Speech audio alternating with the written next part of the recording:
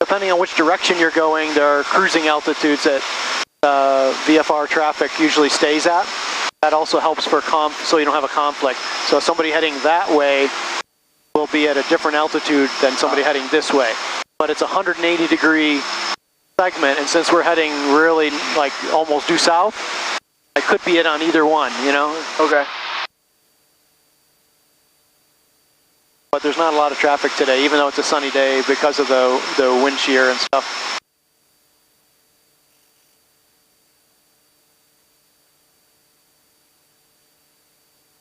You want to do some flying? Sure, can I? Sure. Let me take that from you. So for a second or two, just follow along. Okay. Number one is like just use one hand, because if you have two hands on there, you tend to over control very easily. And what I'm doing most of the time is just with my fingertips. So if you look out the windshield right now, kind of get a view from between the cowling and the horizon. That's that distance. Okay. And we're not climbing or descending. Well, we were descending just a smidgen there, but we could have been in a downdraft. That's my excuse. But normally, it should be about the same all the time. If we're climbing, it'll look like that, right? So we'll just hold it right about like there, and you almost don't have to worry too much about what's going on by staring at the gauges all the time. And then if we're trying to just be straight and level, like we're headed right now towards Groton, yeah, the airplane will get upset like that a little bit. So just give it a little, a little tap, and back to neutral. But most of the time, you should not be applying any force. Just a little bit, and then come back to neutral, or a little bit and back to neutral. That kind of stuff. Okay. And okay, it's your airplane. I'll swap the screen so you'll get all the flight information on your side now.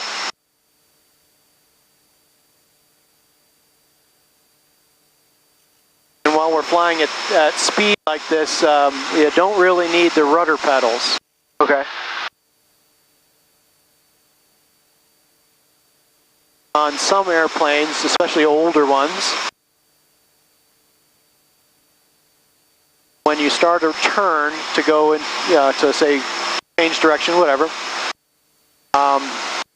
you have to use some rudder as part of that turn process. Burns you up. Because to make a turn, I want this wing to make more lift. Oh, Higgins, hey, it's Matt. That wing to make less lift, so the airplane banks, so I can go that way, right? Okay. But whenever an airplane wing is making lift, it's making drag. Am I doing anything wrong right now? No wind over there. Yeah, it's pretty good. It's a pretty good wing out of about 305 average. Oh, okay, all right. Just fly 300. So when you make more lift, the turn, that wing is going to make more drag, and it's going to want to make the airplane go like that. Okay. So this motion is called yaw. This is roll, and that's pitch. So what they call that is adverse yaw. So a lot of older airplanes, like a Piper Cub, as you start into the turn, you have to squeeze with the rudder pedal going that same direction. That helps keep that adverse yaw counterbalanced. But the modern airplanes at speed, they actually use differential motion of the ailerons to help counteract that.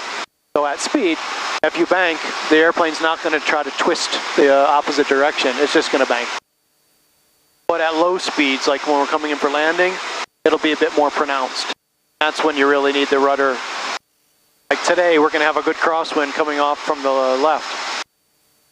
So the airplane's going to want to just drift off the runway that way. Okay. So the only way to prevent that is, well, I could crab, but I'd fly straight like this, right? Yeah. But you can't touch down in a crab because your landing gear will be not aligned with your motion. So that's no good. But airline pilots, that's how they do it. They'll crab all the way down to the right when they flare, and then they'll kick that wing straight and land. But that's a lot of things going on all at once, right at the end. So the other way to do it is before you get to, no, that's all right, don't overreact to the bounces. Usually it'll just right itself up. Is if I'm trying to prevent the thing from going that way, I bank the airplane so that the lift vector is pulling me back into the wind. but instead of letting the nose come around in a turn, I gave it opposite rudder to hold the front of the airplane aimed right down the runway. So I'm just using my rudder to keep the airplane pointed right down the runway, and I'm banking to keep myself from drifting side to side. So it's a little bit of a patting your head and rubbing your stomach kind of thing that's going on there, but that's how you do it.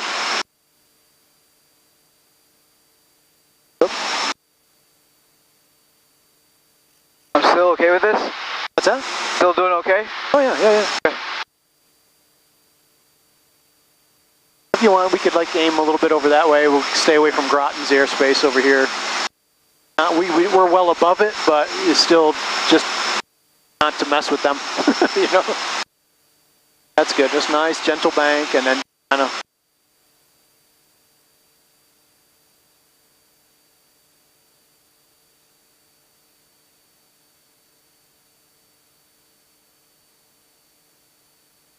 Starting to get a cramp in my leg. I get that after long drives as well. Yeah. There's really no way to stretch your legs out in an airplane like this. So, just got to kind of keep them moving, and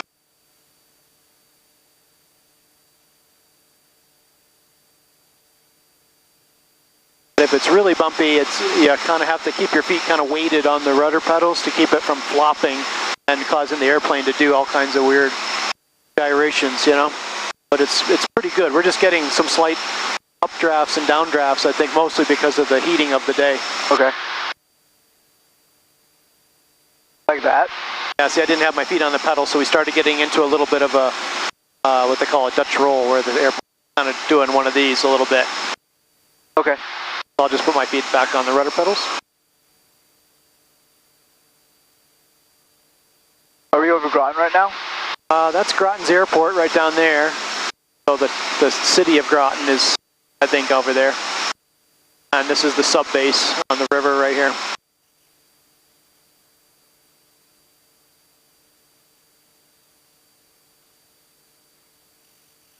I guess officially that's New London on that side of the river. Okay.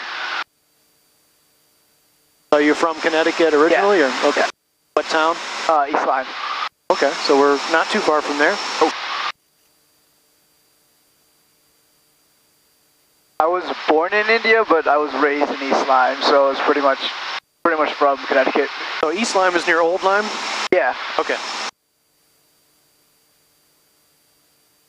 Yeah, we're pretty much headed right there. It's right at the mouth of the Connecticut River, so it's over this way. That's the Connecticut River there. Yeah.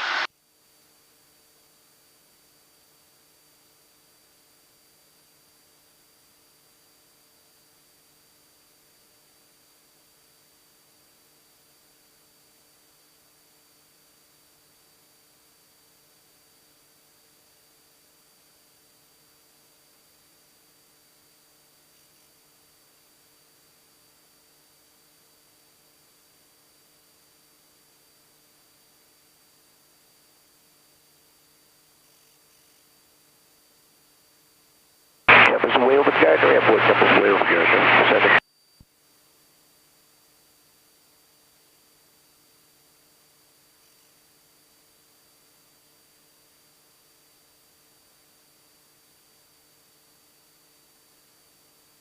That's one thing you have to be careful about when you don't want to bring like soda bottles into an airplane and then go up in altitude. When you crack the lid, it's like the lower ambient pressure. Yeah. It could really spray. Did the water just spray? Just a little bit, but it's not carbonated, but it's still under pressure, right? Or there was atmospheric, you know, sea level pressure in the bottle, and we're at whatever 4,500, almost 5,000 now. So you've been climbing a little bit. Yeah. It's okay. Just like level off, and then we'll ease it back down. Don't have to go fast. Just ease, you know, a couple hundred feet a minute, maybe 200 or so.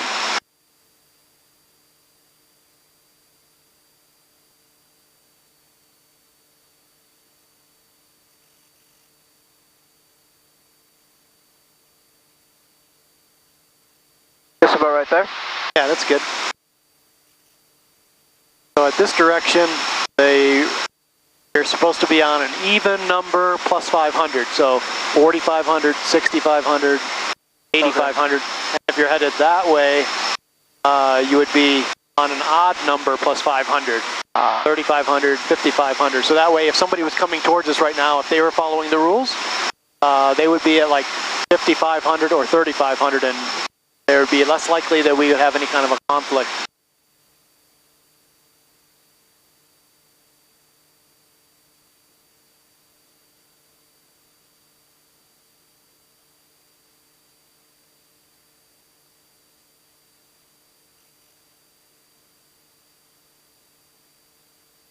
So that's Long Island.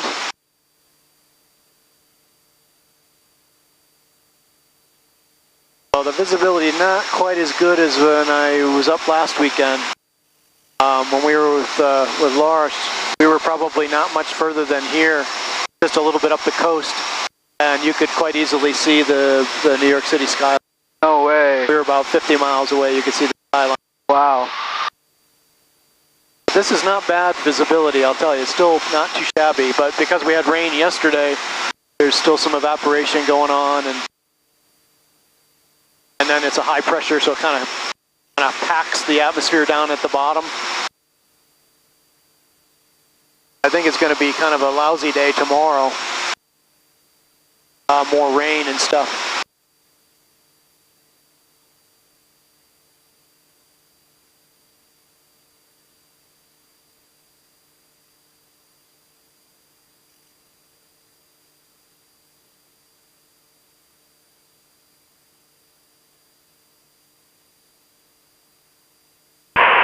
Tower, Cutlass 5126 Victor, 10 miles to the east, inbound with touch and go.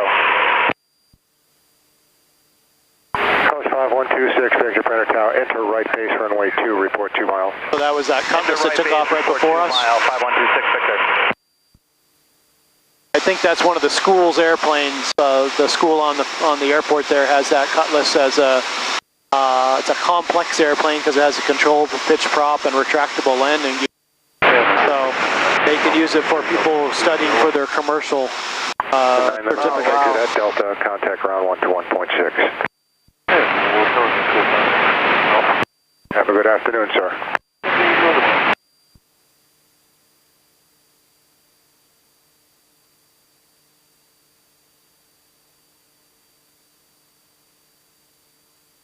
The 155 Alpha Brand Tower, hold short for landing traffic.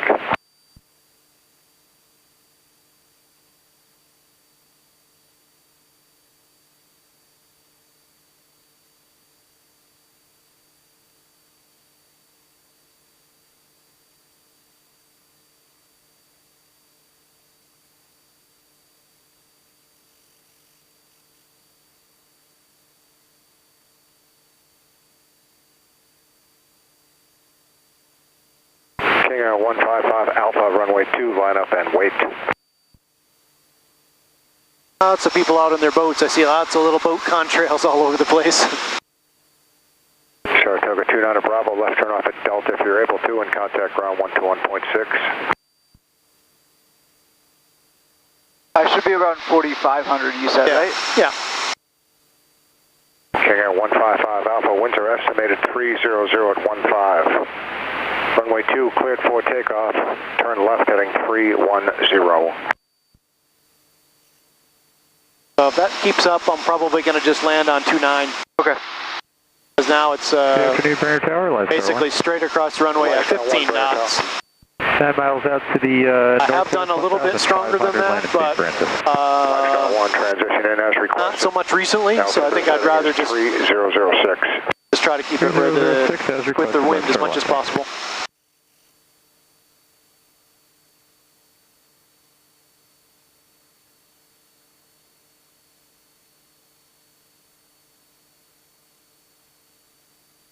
Give you a little bit more throttle if you're going to climb back up a little bit.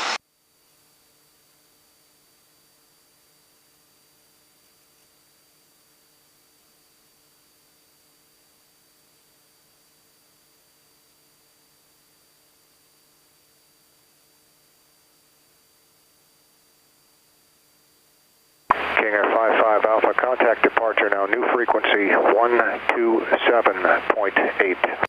Okay, over departure 27.855 Alpha.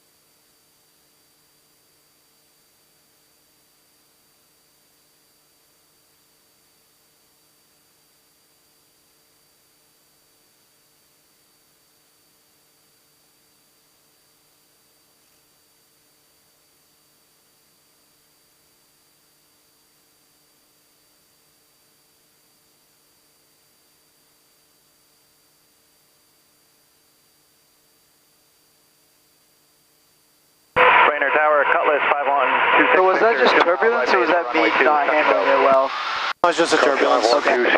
Airplane will move up and down on really busy days. You can get into some very substantial updrafts and downdrafts, like a couple of 100 feet a minute. Oh, wow. Not for very long. They don't last very long, but for a few seconds you'll be in a pretty good sink, and then you'll be in a pretty big rise. I think that would scare me a little bit.